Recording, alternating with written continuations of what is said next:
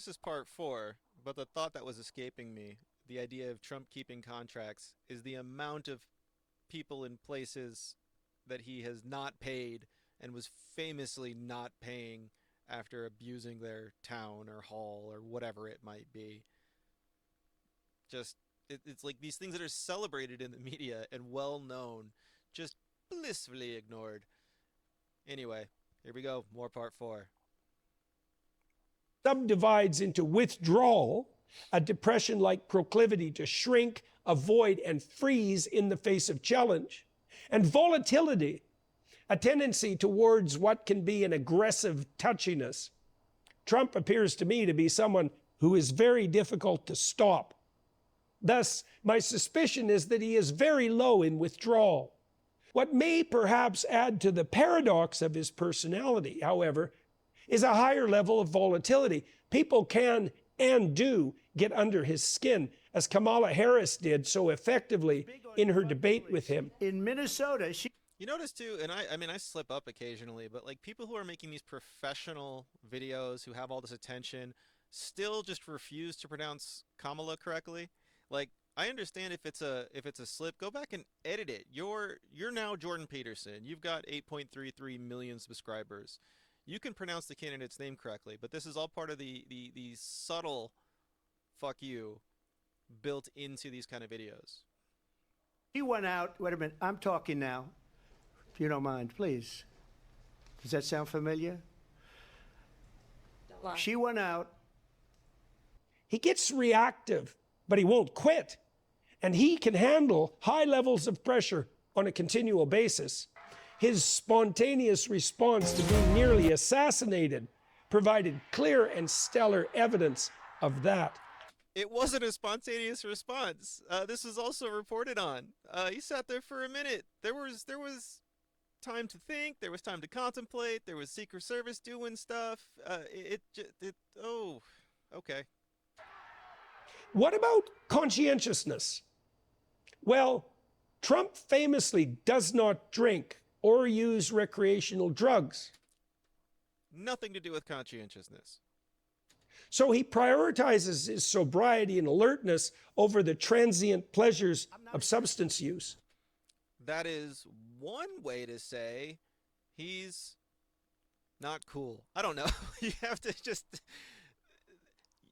That doesn't necessarily follow. This is the part that confuses me. If you don't drink or you don't do drugs or whatever else, I didn't drink or do drugs for a really long time. And it was because I was a pretentious asshole. It was because I was being very judgmental of the people around me.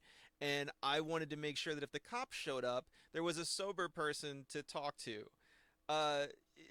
There's a million reasons you might not drink or do drugs, but to suggest that it's because you're just like super conscientious, fucking ridiculous. I can honestly say I never had a beer in my life, okay? Right. It's one of my only good traits. I don't drink. I also cannot see how he could juggle all the activities that he has been involved in, even the ghostwriting aided production of 19 books, not a trivial accomplishment, to say the least of all his other businesses and projects, without a true work ethic. When you have money, why is this lost on people? Money allows you. Peterson has made this argument to people in the past, talking about Jeff Bezos and Elon Musk. If you have the money to employ people to do all of the things that it takes all of us normals a million years to do because we physically have to do it or learn it ourselves, it's almost unimaginable the amount of things that you can get done because it's not you anymore, fucking dipshit. You've literally made this argument.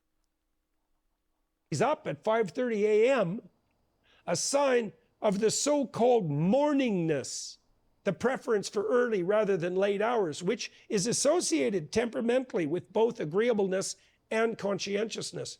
So because Trump wakes up and there's an association, we don't know how strong, we're not going to state it, but he's also more agreeable and da-da-da. Again, it's the matter-of-factness and the constant implication which constitutes this overall fascist apologetic exercise.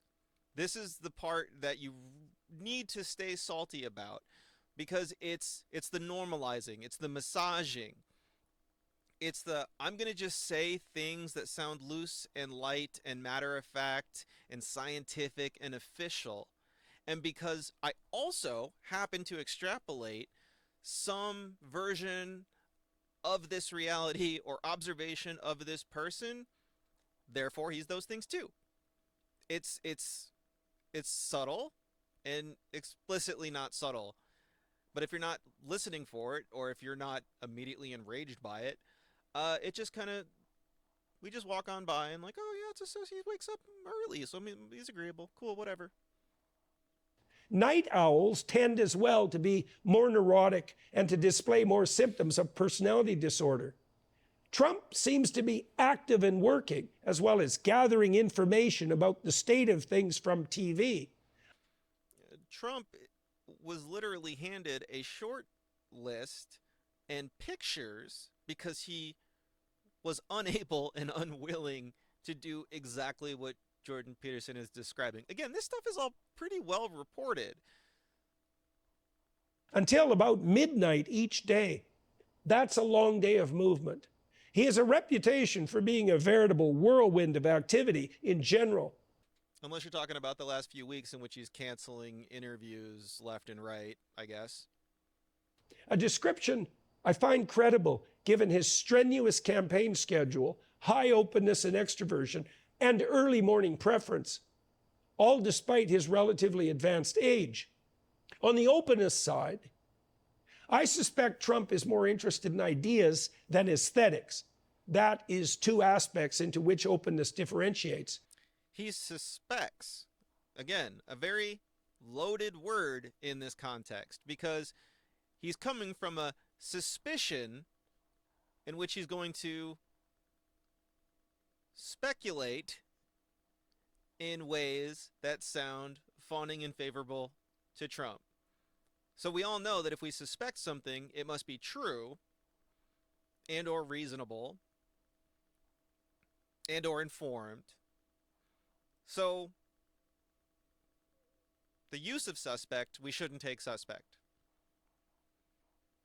He's not an intellectual, nor an artist, so I wouldn't place him in the upper echelons of the distribution of this trait. But no one average or below devotes any attention, for example, to writing books. And the number of books the typical person has written is zero. Let's really think about how much he's belaboring this idea of writing a book. Jordan Peterson has obviously written a few books. I get the impression he's still very salty that his first book isn't as highly regarded as he thinks it should be. And so this seems to be like in the back of his head, like nagging him thing. Like, he wrote a book. Anybody who can get a ghostwriter who has the money, who's lived some life of remote note or picks some niche lane, can write a book anymore. Like, this is just not that fancy of a fucking thing to begin with. From anyone that you could name as a remote celebrity. But then he really wants to lean into it because Jordan wants to suggest that there's like an intelligence and a dedication, maybe because of how difficult he found writing his own book. I don't know, but this just feels like a point he's belaboring, so now I have to, I guess. The diversity of his career is another testament to his trait openness. Trump is clearly a serial entrepreneur type, and he's also very interested in the entertainment world.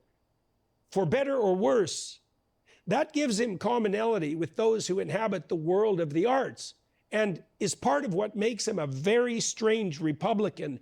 So he's not actually an artist or embodying the things that would constitute the personality traits as Jordan sees them, but because he's interested in these other realms, he's also pretty much just like them. Trump is literally everything you need him to be. This is how you formulate those ideas. This is where words no longer matter, and it's a whose line is it anyway game. Indeed. So why does Trump set so many people on edge? To recapitulate. What? I'm just going to pause there you can think about why you're on edge. He is exceptionally extroverted, particularly with regard to the aspect of assertiveness. He's also low in politeness. Now, that combination has some overlap with narcissism. Not surprising in a figure who has been in the spotlight and strived to be for so many years. However, he is genuinely compassionate, really quite surprisingly so. I honestly, at this point, feel as though Peterson is trying to use Trump as an avatar for his own self conception.